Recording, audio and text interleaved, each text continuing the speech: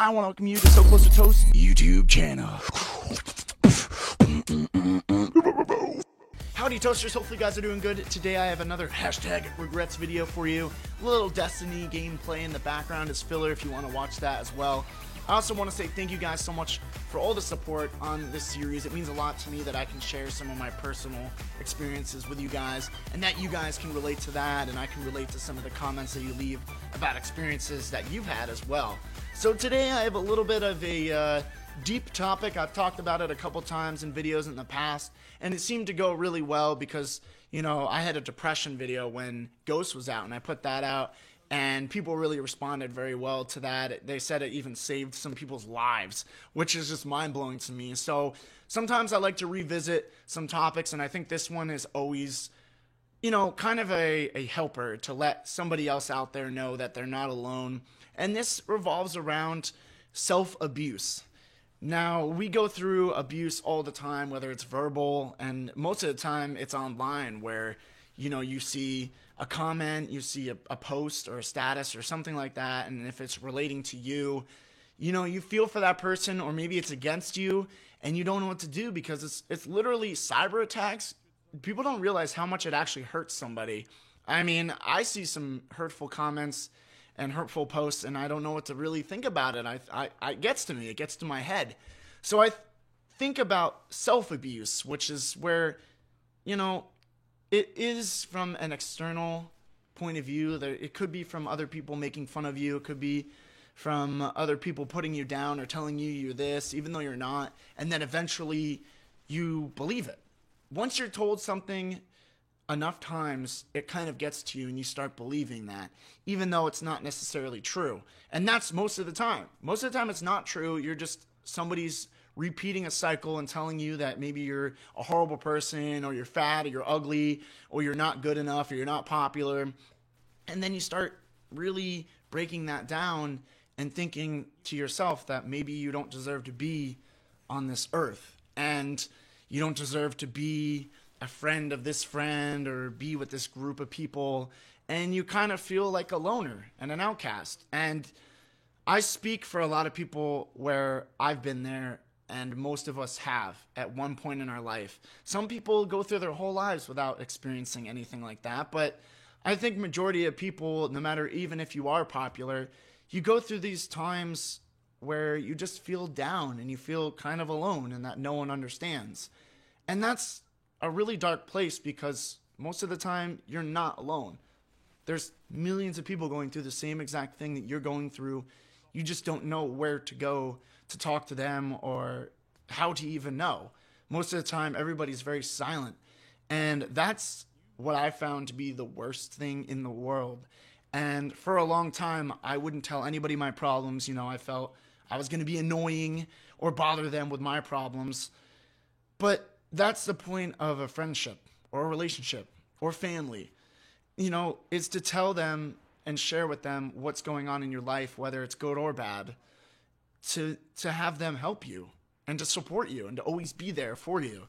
And it took me a really, really long time to realize that. And even honestly, up until this year, you know, I'm 23 years old, but I think that never really goes away, especially if you've had something really traumatic happen in your life, whether it's a death or somebody close to you has passed away in a family or a friend, or, you know, everything that you loved just kind of vanished. And that's where I kind of get a little choked up. You know, we do go through losses in life, whether it's a job or a hobby that you loved and you can't do anymore, or, you know, somebody, you know, disappearing in your life. And that's when you need somebody there for you, no matter what. And, you know, for me personally this year, it's been one of the toughest years of my life.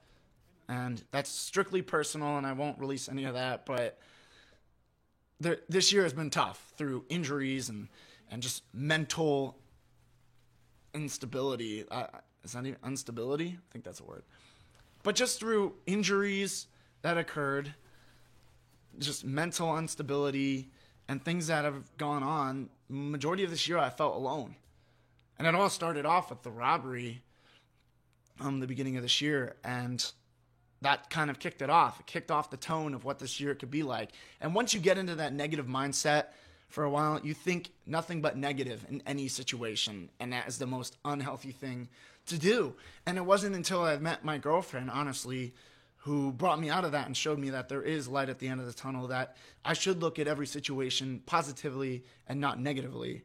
And I used to harm myself. And this is where the self-harm comes in. And this is what I regret the most, is because I've just felt so weak that I didn't want to be on this planet anymore.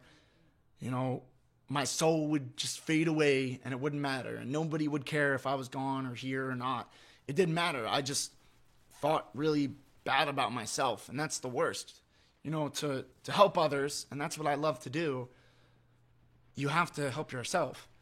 And I've just, for the majority of this year, was in a tough spot. And in past years, I didn't really know how to handle certain situations. So I thought maybe cutting myself, burning myself, starving myself, punching myself, just bruising myself and harming my body and my mental mind, that I would just eventually maybe die.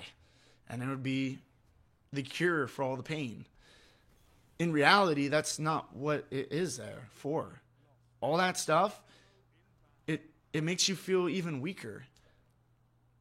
It makes people who want to help you and support you in a really bad position. It's people in a position that want to help you in a spot where they don't know what to do. You know, somebody that's going through depression, you want to help them through everything. You want to be there for them because you hope that maybe they would be there for you, and they would, most likely. And I just came to realize that it's a really selfish thing to try and take your life. You know, you put your family, friends, everybody that loves you for you, it takes them out of the picture. You know, you're like a missing puzzle piece, and somebody's always trying to find that piece to replace that part in their heart. That sounded really cheesy, but I mean that. And that's the one thing I regret the most, is harming myself. You know, I used to drink where I couldn't feel anything, and then I would harm myself. I'm not like an alcoholic or anything, but it was at a point where I drank till I didn't feel anything, and then I would harm myself. And then for a while I wouldn't drink, and then I would drink again, and I would harm myself. Because it was taking me away. It was that escape. And now I have a way to escape from that pain in a positive way. You know, music has always been there for me. And maybe that's something that you could use. You know, beatboxing was always there for me. And just certain hobbies. I loved writing songs. And I've written a lot of songs about experiences of self-harm and things like that. I haven't released them or anything, but maybe one day I will. And then I realized that opening up to people was something that was the best thing that helped me through so much, and having close, tight-knit friends.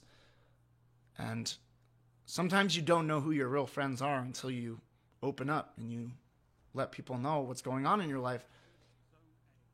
And that's why I'm grateful for my friends, whether they're online or in real life. That's why I'm grateful for my family, who is always going to be there, and they'll tell me no matter what I do, no matter how bad I've been, they'll always say that they love me. And that goes for my girlfriend, who is far away physically, but probably the closest person to me emotionally and mentally.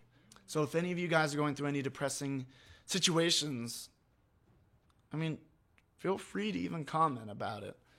You know, it's crazy. One time I released a video about something similar around this, and I received hundreds of messages, thousands of comments. It meant a lot to me that, you know, I wasn't alone, and we're not all alone.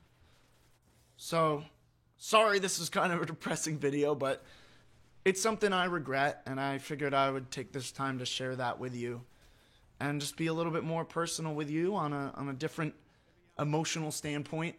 And I just want to say thank you guys so much. If you do have an issue, you know, reach out to somebody. There's always somebody there. And I want to thank you guys once again for watching and tuning in to the Hashtag Regrets series. I love you guys. Peace out. Shake 'em and bake 'em.